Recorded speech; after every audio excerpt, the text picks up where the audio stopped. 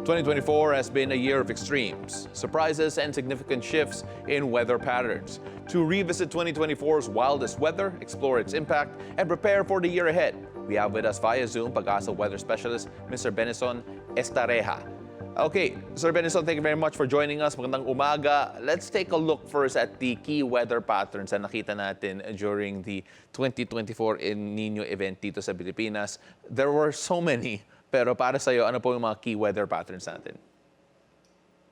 Yes, tama ka dyan, Sir Paulo. No? Nagkaroon nga tayo ng significant na mga weather patterns this 2024. And during the first half, yung binabanggit nyo na El Nino phenomenon, ito po ay nagkaroon ng time kung saan on the first half of 2024 nga, nagkaroon tayo ng abnormal warming of our temperatures. Yung ating mga heat indices, nagkaroon ng mga record-breaking temperatures tayo dyan. And unusually, during the first half, actually, nagkaroon lamang po tayo ng, if I'm not mistaken, dalawang bagyo, no?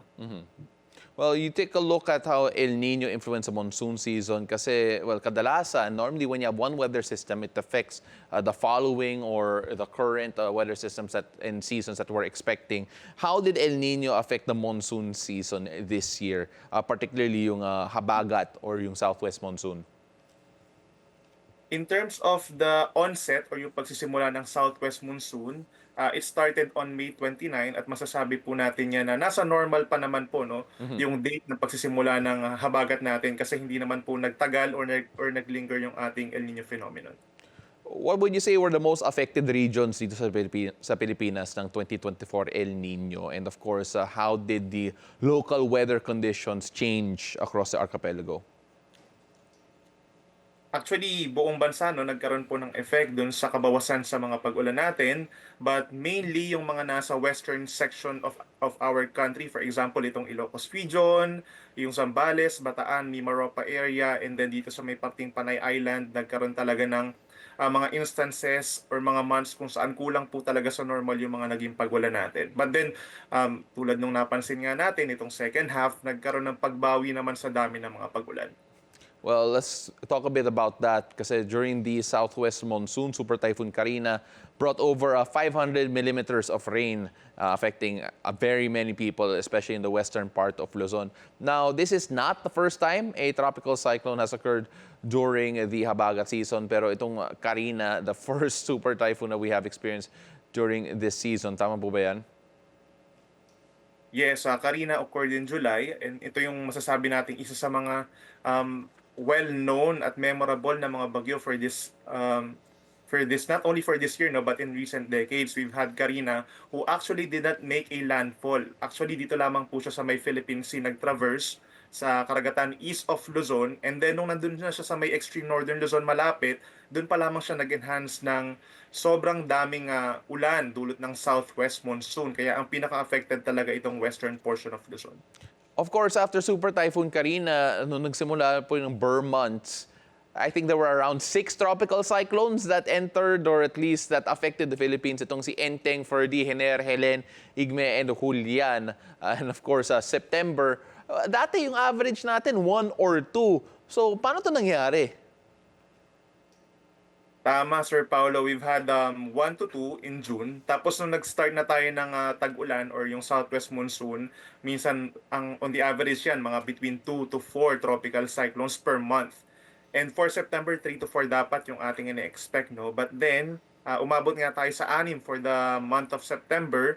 Hindi naman natin siya masasabi na abnormal eh. Kasi kapag sinabi nating 3 to 4 for the month of September, maaring more than that or below than that number. Kapag in-average lang natin yan, in a span of many decades, umaabot lang talaga siya ng 3 or 4. So meron tayong mga years na parang mga isa or dalawa lang in September, tapos meron tayong mga months na humihigit, at ito yung year na nagkaroon nga ng 6, which is more than the average. Can we say that La Nina had an effect in terms of the frequency of the tropical cyclones during the Burr months, especially noong September? So far kasi yung months po ng July hanggang September, ito yung tinatawag natin na neutral condition. So wala pa naman talagang La Nina, pero nandiyan yung mga patterns nandiyan yung mga signs na maaaring magsimula na yung panahon ng La Nina kung saan umiinit nga yung karagatang Pasipiko. Now, let's talk about. I know we're going through a lot of storms and a lot of incidents. Let's talk about severe tropical storm Christine naman. While it did cause less total rainfall than Super Typhoon Karina and Super Typhoon Enteng, marami pa rin na apektuhan dito and are still recovering even now. How can you explain the strength of this? Of course, is it because it made landfall unlike si Super Typhoon Karina at si Super Typhoon Enteng?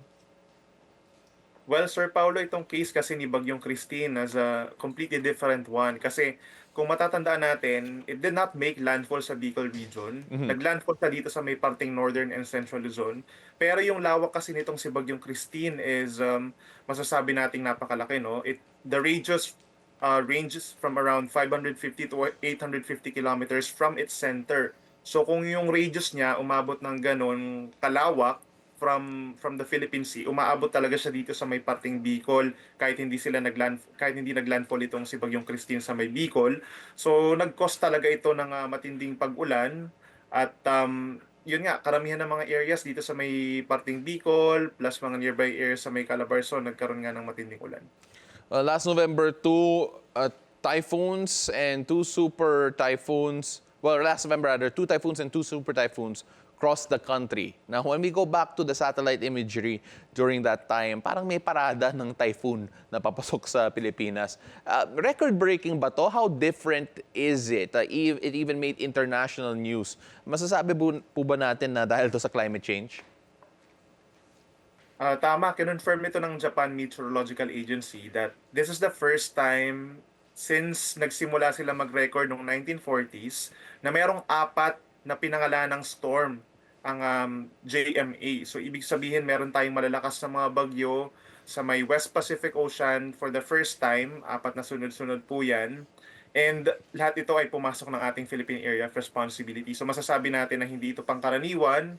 And then what is your question again? Sorry. Of course, can we say na dahil ito sa climate change? Yes. We can associate this definitely to climate change because climate change, as we all know, is the main effects of climate change is global warming. So pag nagkakaroon tayo ng warming of our seas o yung ating mga karagatan, mas nagpo-fuel up itong mga cloud clusters natin at mas tumataas yung chance nila na magiging isang bagyo. Of course, that happened last November. Two typhoons, two super typhoons. And all I can ask is, since we are in the season of giving and love and generosity, I just want to ask, kamusta naman po kayo sa pag-asa during that time? Because I could only imagine yung stress levels ninyo during the time wherein you had to track four different typhoons and super typhoons. Yes, actually, yung, di ba nagkaroon tayo ng 6 in September. Mas naging malala kasi nitong panahon ng November because yun yung mga times na nagla-landfall, pumapasok ng sunod-sunod yung mga bagyo. So mas nakaka-pressure itong recent month. And I remember for a span of like 2 weeks, parang isang araw lang yung pahinga ko. And what more pa yung ibang mga forecasters na minsan in a day, 12 hours silang nagwo-work, tapos sunod-sunod pa yan. Kaya wala kaming choice kundi pumasok kasi wala namang ibang magtatrack at magbibigay ng forecast about the bagyo kundi kami lang din. Well, you know what? After all the weather conditions that we experienced this year, I'm sure you have lessons as well about 2025 and lessons that we should remember going into 2025. Para sa'yo, what are those biggest lessons that we've learned coming from a very eventful 2024? Kahit ako naman na as a forecaster, marami rin ako natututunang bago lagi kasi ang mga bagyo naman hindi naman po pare-pareho. So meron mga panibagong learnings and throughout this past 16 tropical cyclones, ang gusto lang naming emphasize na more on is yung rainfall because we have always been talking about tropical cyclone wind signals. We've always been talking about typhoons and super typhoons. But then ano ba talaga yung posibleng maranasan na ulan doon sa mga lugar na hindi naman talaga tatamaan ng bagyo kasi posibleng hindi kayo tamaan ng bagyo or posibleng sa gilid lamang ng bagyo kayo maapektuhan but then posibleng magkaroon pa rin ng malalakas sa mga pag-ulan and we want the public to erase yung connection ng kapag meron tayong mahinang bagyo ay mahina rin ang ulan at kapag naman sinabi natin na hindi tatama sa inyong lugar ay hindi kayo maapektuhan ng malakas na ulan. Yung mga bagay na yon, we always have to weigh in on not only the winds but also focus on the effects of rainfall kasi ang heavy rainfall talaga mas grabe at mas long term yung mga effects niya in terms of flash floods, actually flooding in general at saka yung mga landslides. Alam mo, Benison, it felt like PAGASA and Weather HQ became best friends during the Burr months kasi grabe yung tawag namin sa inyo. It's like you were on hotline with us. Thank you very much for all your help, especially towards the tail end of the year, and we hope to see more of you in 2025. Hopefully to talk about good weather and less than stormy ones. Maraming salamat. That is PAGASA Weather Specialist, Mr. Benison Estareja.